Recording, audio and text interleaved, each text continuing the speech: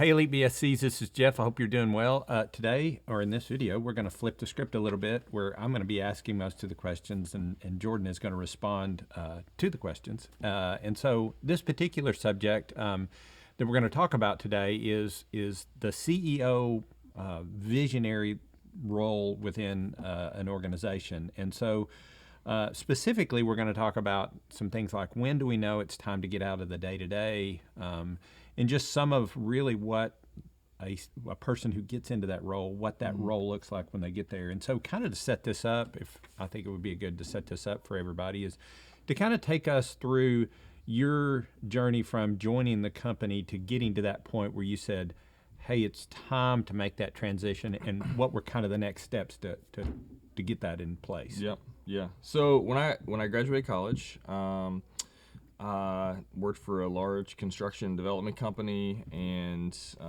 my degree was in engineering, and lived in Nashville for a while. But I wanted, I mean, from the very get-go, I was a bit entrepreneurial and wanted to do something on my own. And my parents said, hey, you want to move back home and be a part of the family business? And I really didn't know what that entailed at all, but I was like, sure, that sounds great. It put me in the driver's seat of what I wanted to do from a career standpoint. And so I joined Frantz in 2007. And my parents were still very active in the business. My dad was very involved. He sort of ran the day-to-day of the organization. And I just sort of jumped in doing some sales work, doing some operations work. We didn't really know what my role was going to be. Yeah.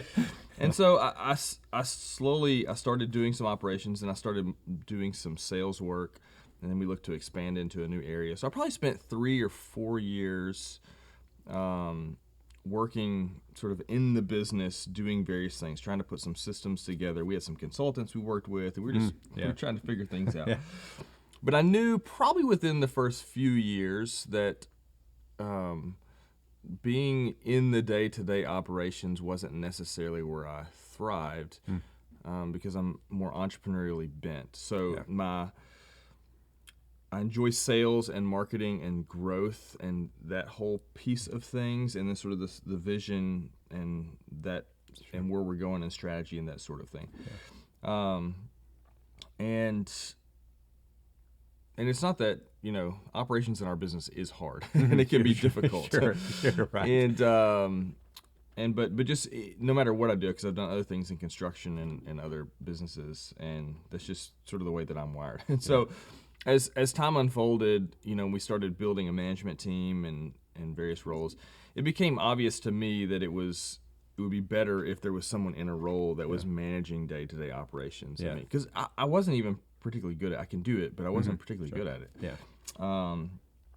And so in 2011, we hired Brian Lewis, and he was brought on to run one of our regions, and he quickly showed himself capable and competent and began to oversee maybe 2 different regions at one time, and then all of operations, and then HR was brought in under him and sales under him, and to the point where he was the president of the company at some point along the way. Yeah. And what's interesting is you used the term there, you mentioned being entrepreneurial. And I guess the question is, and just I'd love to hear what you say about this, is do you think that anyone that has those type of tendencies, entrepreneurial tendencies, is always going to want to get to the CEO visionary role as quickly as possible?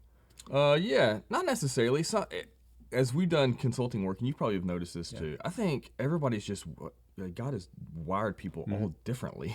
Yeah. And what they enjoy doing, and their background experiences, and all that sort of thing. And so I do find that a lot of I find there's sort of a mix. Yeah. Owners are either bent towards operations, or they are bent towards sales and marketing. They're sort of wired in one of those directions, typically. Yeah.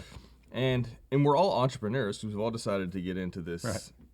Most people did not say, "Hey, I'm going to start a cleaning company." Like we just sort of found ourselves here and thought we could make something happen. Yeah. And so some entrepreneurs are, I don't want to pigeonhole anybody, they're more operations focused. And I know some who've stayed in that particular seat for a decent amount of time. Yeah. And others that are more sales and marketing oriented. Yeah. But usually what ends up happening is as the company evolves, the owner or the entrepreneur starts shedding, you're the CEO initially, you're the chief everything officer. Yeah, you know, so right. you're doing Yeah, HR and right, sales. right.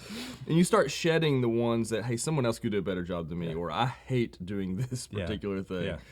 And usually there's one or two remaining things that they hold on to Sure. Yeah. for a bit longer. Yeah, but would you say this? Would you say, hey, in order for a company to scale at a certain point, that role of CEO visionary has to emerge, or you're kind of hitting a ceiling because that CEO visionary role plays an important purpose in pushing the company forward? For sure, sure. Yeah, I think, and I know we've both seen this. There's the owner is often like the lid in the organization. Yeah, yeah, right. And in the traction, is it Traction? The book? Yes, the Wickman book. Yeah, the EOS system. They talk about at the beginning of the book letting go of the vine, and it's basically this concept that the owner needs to be able to let go a bit to let the company evolve. Yeah. And really, a test of your leadership is whether or not you can start to remove yourself from things and the company be better for it. Yeah, and initially, if you're getting to that point, and we don't have numbers on this, but probably when you begin to look outside the organization to bring somebody in that could run things, we were probably in the maybe 3 to 4 million range, maybe a little bit bigger. You're probably than a little bit bigger. When I started like really thinking about knowing someone else, in particular, part of this was Brian was on our team, and I recognized I had someone on the team who was capable of doing that. Yeah, yeah. And in order to keep him, he needed that headroom. Yeah. And so I wanted to honor that, and I thought it was best for the organization as well. Yeah. And so to go back to this real quick, so if there's somebody listening and you've got to bend towards being more operationally focused, so if you look at that EOS chart, that's more of an integrator role. You don't necessarily have to go out and say, well, I got to hire somebody that's, I'm the owner of the company, I got to hire somebody above me. You just need maybe you could hire a counsel or somebody that would come in, a mentor that kind of fills that role and helps you think about the things that a CEO might need to think about. Because at the end of the day, really, if you own the company, you have to step into that visionary role. You sort of don't have an option. Right. Like it is one of the things that I think that you can't unload ever onto someone else until you give up that responsibility. That's totally. Right. That's right. That's right. Otherwise, you'll be an employee in the organization working for whoever the visionary is. Yeah. and that's okay if that's where you want to go. But I think the owner, the entrepreneur, at some point has to step into that visionary role. Part of the thing is also thinking, where do you get your energy from? Like Patrick Lencioni's got the Working Genius, and it talks about not just about your giftedness, but where you get your energy. So if you do get your energy from operations, it's going to be important that you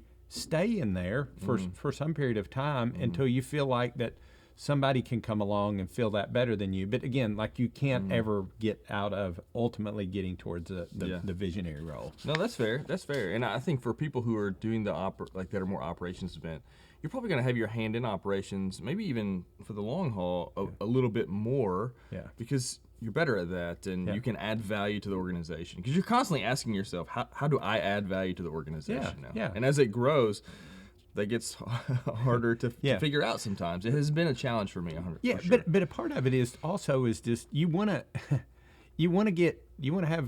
find energy, you want to find joy in doing your work, and so being plugged into some of those things is important. So let's assume that you find energy in the visionary role, which I think that you do.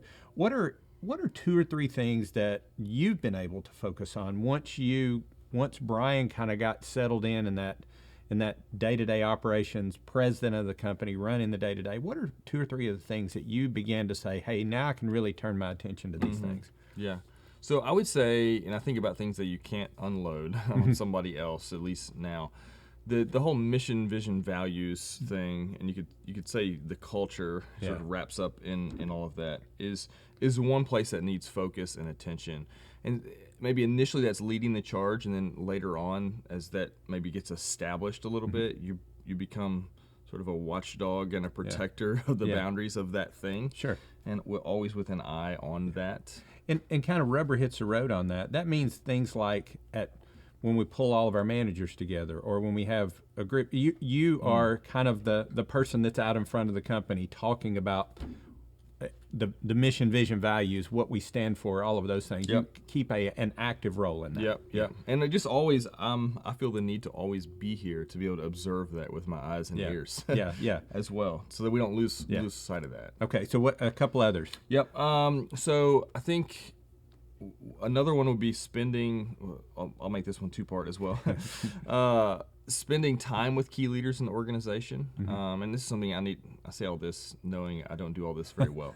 Spending time with key leaders in the organization. Part of what I think about is I want to make sure I think about the key 3-4 people in the leadership roles. Okay. I want to make sure that they're happy, that they enjoy their job, that they're bought in, that we're building something that they want to be a part of for the long haul. Knocking down barriers that get in the way, maybe. Of that's really right. Them doing so maybe one person has an entrepreneurial itch, and so. Like, for instance, Brian has an entrepreneurial itch as well. Yeah. And so we're working on some things that benefit the company, that benefit him, that sort of scratch that itch as well. So just sort of being in tune with some of those things.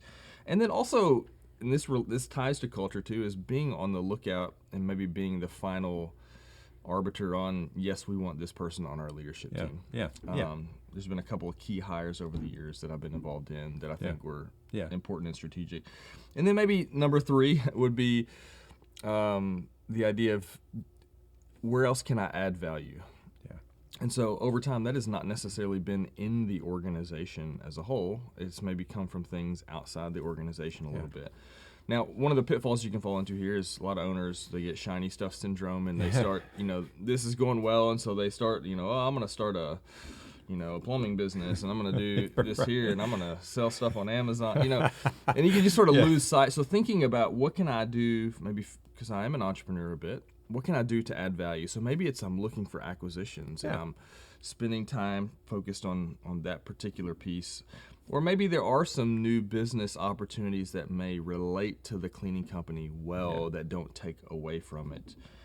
So for me, Elite and the marketing stuff that we do, and CTU, and those things obviously tie in really well to what we're trying to accomplish at Frantz as well. So, and it really kind of, going back to what you enjoy doing and where you get energy, it scratches your itch of doing things that keep you really plugged in and motivated.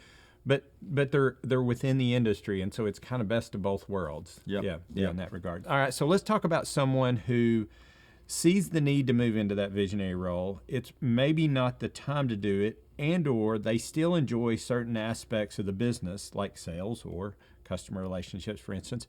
How do you navigate?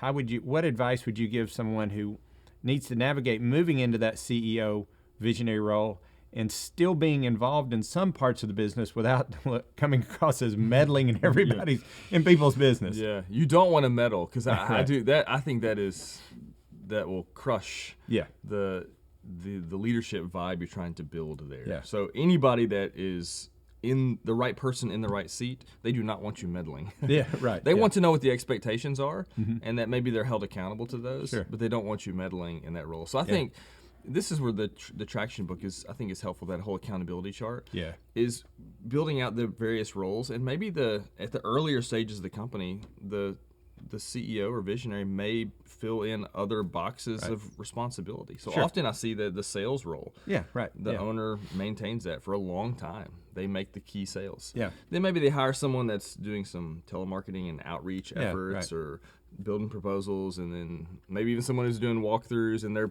presenting or whatever. Sure.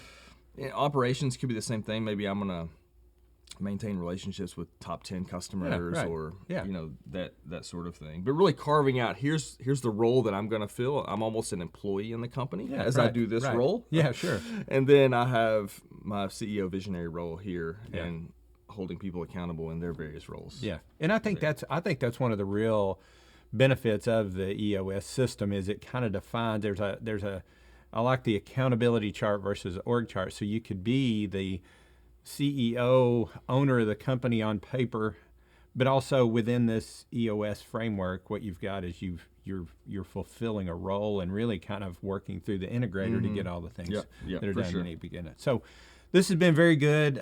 If you want to have a conversation about this particular subject, if you're in that stage where you're thinking, hey, I need to make that move, certainly You can call me. You can talk to Jordan. He's been through it. But if there's anything else that we can help you with, just feel free to reach out to us, and we'll see you next time.